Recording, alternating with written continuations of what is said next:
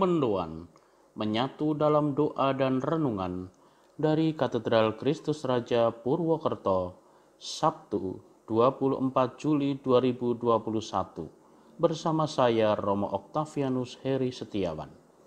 Saudara-saudari yang terkasih, salam sehat dan berkah dalam.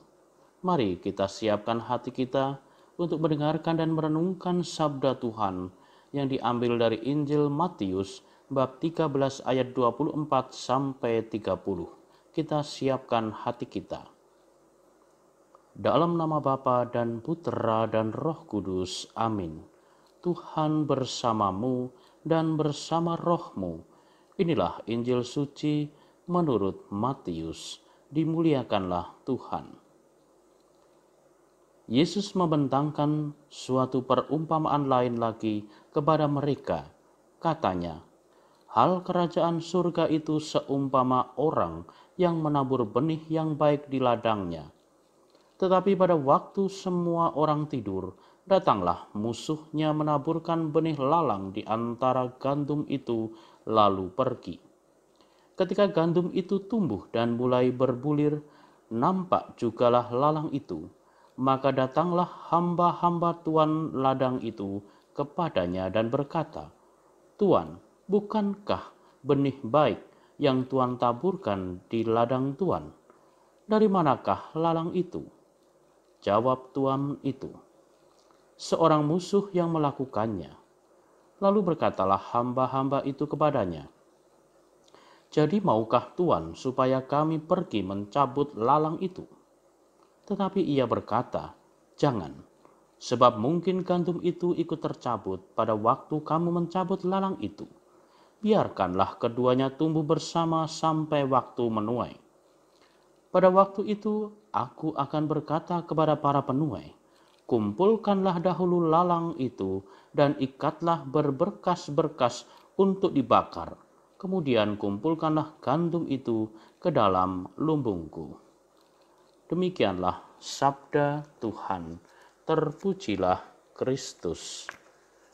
Saudara-saudari yang terkasih, dilukiskan dalam perumpamaan tadi bahwa Allah bertindak sabar, menunggu pada saatnya.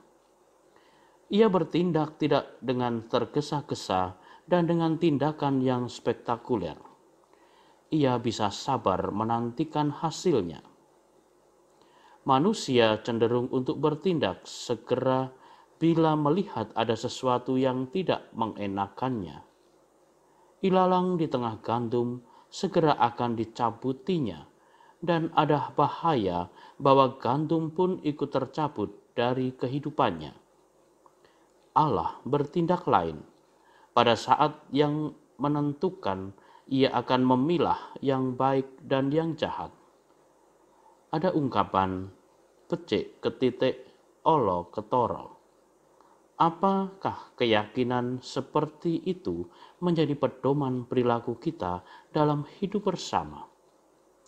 Pengalaman Yesus yang terumus dalam perumpamaan ini berupa penyadaran bagi para murid Yesus bahwa kejahatan tidak dengan mudah dicabut dari tengah kehidupan.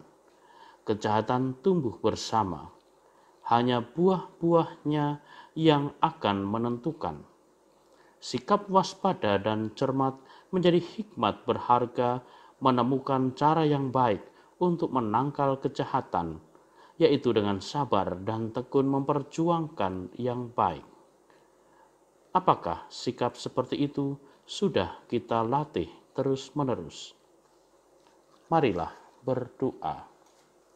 Ya Tuhan, kami bersyukur kepadamu karena Engkau senantiasa mengajarkan yang baik kepada kami.